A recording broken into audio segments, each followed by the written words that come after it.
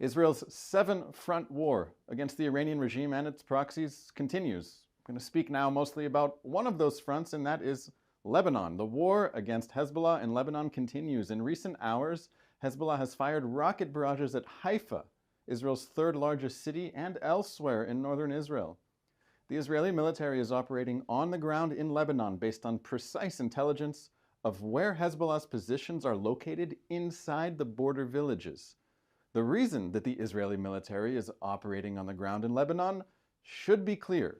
Hezbollah opened a second front against Israel on October 8th, 2023. Hezbollah joined the war that Hamas started the day before, on October 7th.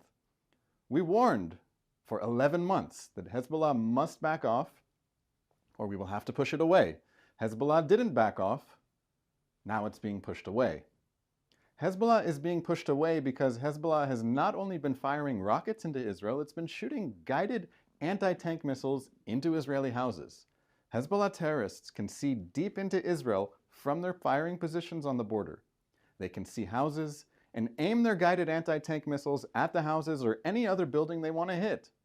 That's what's been happening. As a result of this threat, more than 60,000 Israelis fled their homes a year ago.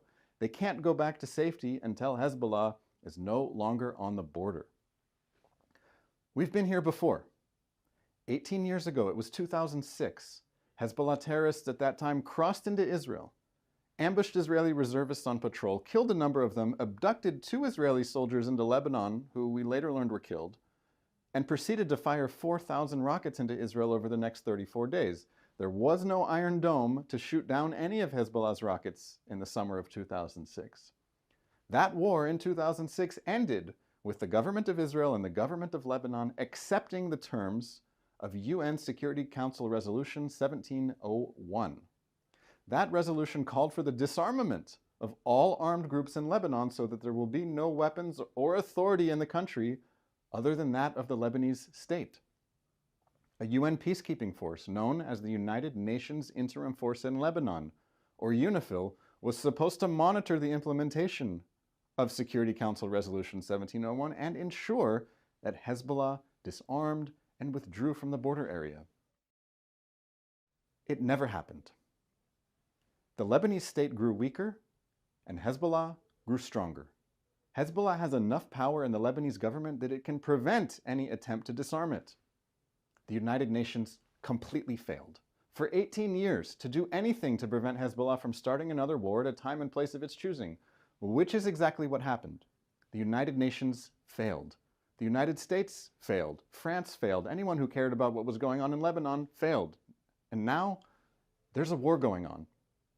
Israel has taken many steps to encourage the residents of southern Lebanon to move out of harm's way. TV broadcasts, radio, SMS messages, leaflets, and social media posts.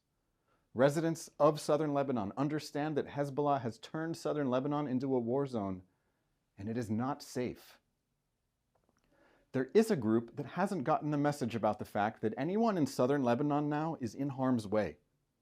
The group that hasn't gotten the message is UNIFIL. Israel requested that UNIFIL move 5 kilometers away from the border. UNIFIL said no. I have a question. What are UN peacekeepers doing in Lebanon? I mean this question literally. What are they doing? What's their day like? Do they have meetings? Do they do team building exercises? Do they enjoy long lunch breaks? I can tell you what they aren't doing. They aren't keeping any peace. There's a war going on now because the United Nations failed to disarm Hezbollah and push it away from the Israeli border. Hezbollah started a war and attacked Israelis for a year from Lebanon, while the so-called UN peacekeepers in Lebanon did nothing. Now these UN forces are caught in a war zone. Israel asked them to move out of harm's way. They refused to leave. Their spokesman said, "It's important for the UN flag to still fly high in this region." My question remains, what are UN peacekeepers doing in Lebanon? Give me your best answer in the comments. UNIFIL has said that 5 members of its forces have been injured in a few separate incidents in recent days.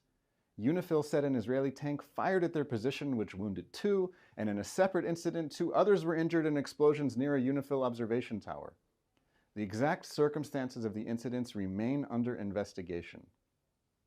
I can guess what may be causing UNIFIL to get caught in the middle of the war between Israel and Hezbollah.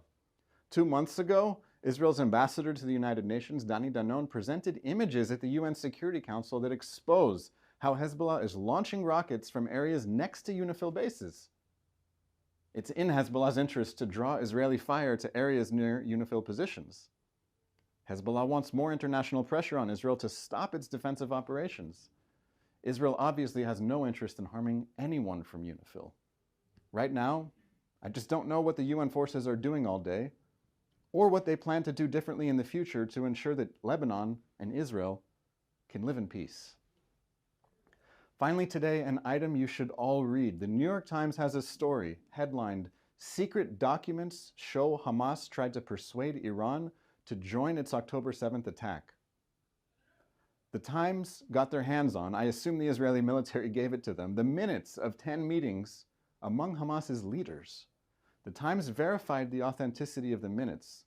The record shows Hamas's preparations and considerations in the lead up to the October 7th massacre. It shows that Hamas avoided several escalations since 2021 to trick Israel into thinking that it had been deterred. One reason that Hamas delayed its invasion was because it was seeking Iranian support for its war. In July 2023, Hamas dispatched a top official to Lebanon, where he met with a senior Iranian commander and requested help with striking sensitive sites in Israel. Hamas leaders in Gaza said they briefed Ismail Haniyeh on what they called the big project. Haniyeh lived in Qatar. Haniyeh knew about October 7th in advance. The bottom line, we already know. Hamas wants to destroy Israel and annihilate the Jewish people. It won't stop until it is stopped. Let's take some questions now from our live audience watching on YouTube, X, Instagram, LinkedIn, please. We have a number of questions regarding UNIFIL.